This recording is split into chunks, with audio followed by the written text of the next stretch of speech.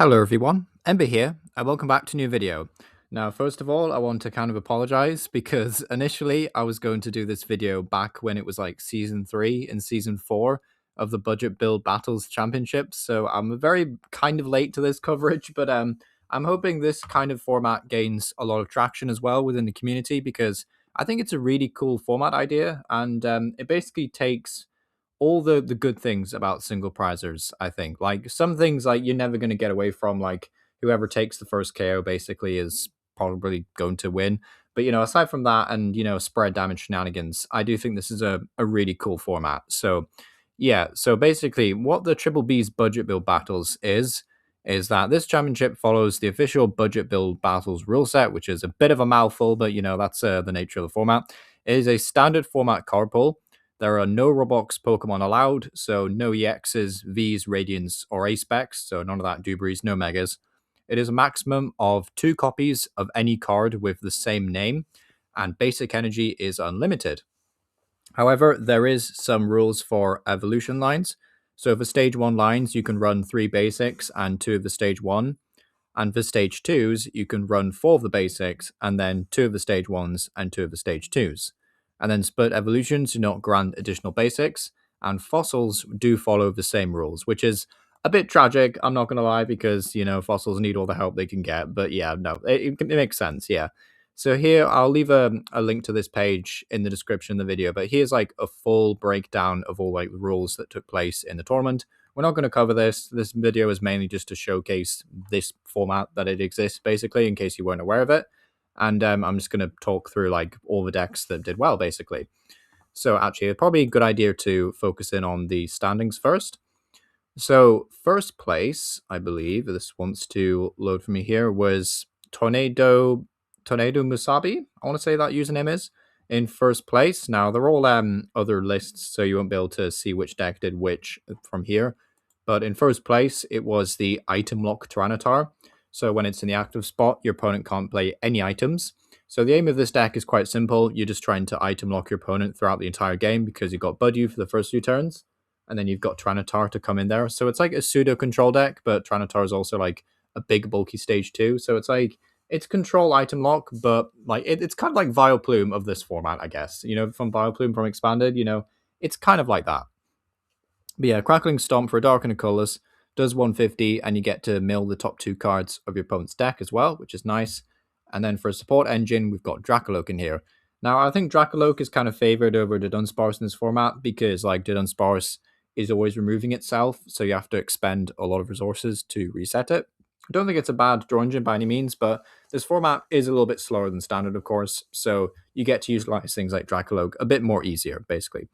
And also because Tyranitar is using Dark Energy, you may as well run a Monkey Dory. And you've also got Hops Cramorant as like a secondary attacker. So when your opponent drops to 3 or 4 prize cards remaining, you can do 120 damage for a single colorless. And the rest of the list is pretty self-explanatory. It's a lot of different unique supporters, including the new Rose's Encouragement from Perfect Order, which is really cool to see. And yeah, just a really fun list overall, I would say. It's very cool. I do really like this Tyranitar. I think it's a really solid budget deck in the TCG anyway. But the fact that it won a tournament in this format probably does suggest that it's pretty strong. But I've also checked the previous seasons, and there's quite a variety of decks that do well in these tournaments. So, like, just take this tournament as a grain of salt. Like, Tyranitar might not be just the only good deck in this format. Like, all of these decks could be great. It's a very small event. There's only like 7 people playing, and then it's been 6 seasons, so there's plenty of variety in the meta. So, very cool idea. Next up, this is second place, and it's an Hisuian Arcanine deck, which for a 0 energy attack cost, which is really cool, it can do 120 damage if your opponent's active Pokemon is already damaged, I believe. Actually, wait, can I, wait, I can't select it. Oh, that's unfortunate. I will go and have a quick look and see what Arcanine does, actually, because I want to get this right. And I think if I just hover it, it shows up on Limitless? No, okay, I have to select it. Never mind. Yeah, so Hisuian Arcanine, 120 if your bench Pokemon, okay, have any damage counters on them. That's interesting. And it's for 0 energy as well. So it is very efficient in this kind of format. Like not quite GLC levels of efficient, but still pretty efficient. And like obviously with stuff like Risky Ruins, where is it? Yeah, Risky Ruins over there. And Frostlass, so you damage your own Monkey Dory or something, or your own Maractus. then you can utilize Hisuian Arcanine. And you've also got Frostlass to do a bit of tick damage on your opponent's side of the field. So it is like a sort of like retaliation kind of deck, I suppose. That was the retaliation archetype in the TCG. There's not really been many good retaliation decks kicking around because like usually damaging your own Pokemon is not a great idea unless it's a Monkey Dory. But I suppose like Assyrian Zoroark V-Star was like the last really good one in standard at least. But yeah, still a very cool list. Again, the supporter count is wild because you can only play 2 of any card. I kind of messed around with a single price format idea like this years ago, where you could only play 2 of every card. I kind of like it actually. I like it a bit more than Singleton, just because it means you can really focus in on certain cards and not just kind of like draw through your deck and on a whim and a prayer basically, and hoping you draw the right stuff. Like that's not me bashing Singleton. I do actually like Singleton as well. Don't worry. But at the same time, I do kind of prefer twin battles sometimes. I do like the twin trainers aspect. So pretty fun overall. And you're also not, unlike Twin Battles as well, you're not forced to play 2 copies of everything. So you can actually play just 1 copy of a trainer if you deem it necessary. So yeah, this player's got things like Scrapper and Enhanced Hammer in because there's more room for it. So that's cool. Also got this Frillish, which is a bit evil. Is this the, I think this is the, wait, wrong page. Let's go back to this place again. Yeah, this is the Frillish that I believe item locks, I want to say. Yeah, so Oceanic Gloom, 20 damage from Psychic, and during opponent's next turn, they can't play any item cards from their hand. So yeah, that's cool to see at the very least. Also got Rocket's Watchtower to shut down like the Dunsparce, but I mean, you have your own Dunsparce, so yeah, I don't know. I'm kind of torn on that, but I suppose like you don't necessarily need to use it all the time, and when you do play it, it shoves itself back into the deck, and then you can play a Watchtower or something. But yeah, it seems pretty cool. And then third place was another spread deck utilizing Frostlass and Munkidori. So it is a very powerful combo, of course. But, first place wasn't utilizing any of that except a single Munkidori. So something worth bearing in mind. And then we've got this Frostmoth, which does 20 damage to each of your opponent's Pokemon and also leaves your opponent's active Pokemon asleep, which is really nice. This list is also running a Salvatore. Like the odds of you actually hitting Salvatore turn 1 going second, kind of low because you only have 2 Pokegear, but it is still an option. I'm sure you could run like a Tatsugiri in here somewhere if you wanted to. Maybe increase the odds because you're running Air Balloon and Rescue Board, so like a Tatsugiri wouldn't go amiss really. But yeah, still a very cool list. Morty's Conviction again being the MVP. Hassle is really cool in this format as well because it doesn't necessarily guarantee what you want, but it's still choosing 3 off the top 8 after something was KO'd. So like very useful after Budew, for example, goes down. Budew is a scary menace in this format. Like you only have 2 of every item as is and 2 of every supporter, so yeah, chances are you could get stuck behind a Budew. So it's still not as slow as GLC, I would say, but yeah, it's still kind of slow anyway. But yeah, quite a fun little spread deck. And then 4th place was Alakazam. So this is basically a kind of like a standard list, I would say. It's just kind of been sliced in half straight down the middle. Also added in some Munkidori action. I know Munkidori is like the MVP of this format right now, but 2 Munkidori, 2/2/2 Alakazam for the Fallout. Wait, what? Wait, that was in the rules, wasn't it? You can run 4 of the yeah, details. It's yeah, you can run 4 of the stage 2 basic. I'm just being silly. Yeah, so that's cool. So you can actually have a split of the Abra. That's nice. Yeah, for some reason my brain just went blank and I was like, wait a minute, that's 4 Abra. You can't do that. But like, no, you can. So you can have 4 basics if you're doing a stage 2 line. So that's cool. And then 2 Abra, 2 Alakazam. So you do have to be careful, of course. Like you can't like just not play them. Like you do have to run Night Stretchers. You have to make sure you don't discard them and stuff. You do have like Dawn to track them down. I do think Alakazams are very good in this format. Like it seems very strong. And also running 3 Dunsparce. So yeah, definitely leaning into that engine. Also playing full stadiums, I think, does give you a better chance to negate things like Rocket's Watchtower as well, which is good. And then of course you got like the Risky Ruins, so you can like damage your own Munkidori. Seems like damaging yourself would be pretty grim, but yeah, pretty cool though. I'd say Hop's Cramorant is also another MVP of this format. Seems very cool. And then we have a Gothitella deck, which is nice to see. Gothitella is kind of spicy. It says when it's in the active spot, once your turn, you can just force your opponent to shove their hand to their deck and draw 3 cards, which is very disruptive, very annoying to deal with.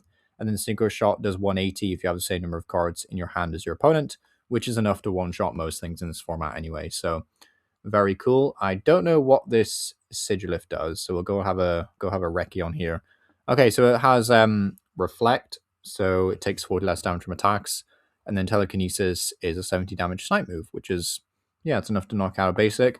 I'm not really sure how you're getting 3 energy on there. I guess like Crispin is and Wonder Patch is an option, but doesn't seem quite fast enough. I do like Psychic though, because Smoochums is very strong in this format, I think. Pheasantipity is very strong. Mystery Gon's a great stadium to have. And of course, Telepathic Psych Energy is basically just more Poffin. So yeah, I would definitely think that Psychic would be very good. But I'm going to close some of these deck lists now that we've had a quick look at them. And then we can have a look at the final few decks. So this was, I think, yeah, 1, 2, 3, 4, 5, and then 6, 7. No pun intended. Right. So this was TripleB himself, running a Bouffalont deck. Wait, what? What's going on here? I need to see this as an image, I think. It's colorless. It's colorless stuff. I'm not really sure what's going on here. Okay, so it's like, it's kind of a hops deck. Kinda. No double, though. So we're attacking with Flutter Mane. We've got like Cramran.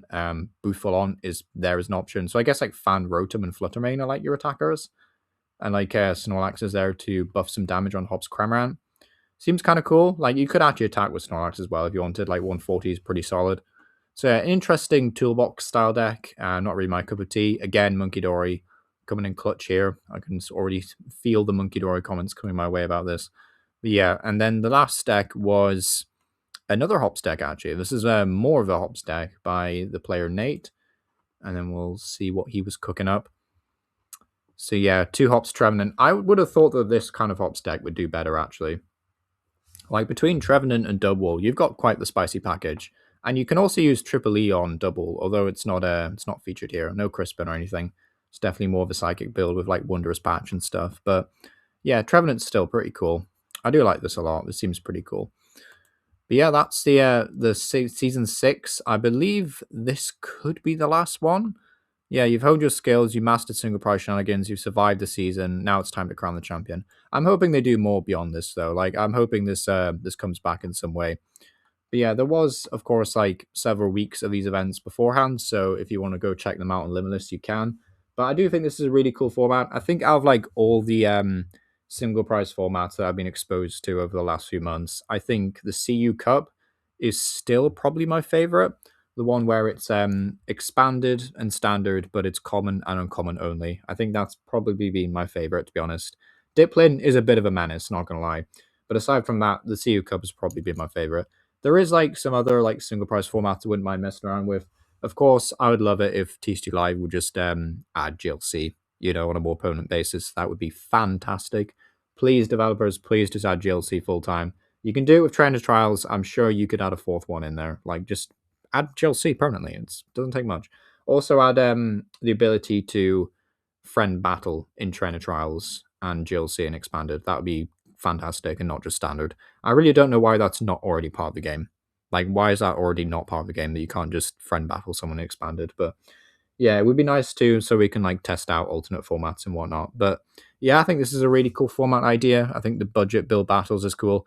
Of course, like you could raise concerns over like Monkey Dory and Frostlass and stuff, but like I think overall it seems pretty unique and pretty diverse. A lot of interesting archetypes.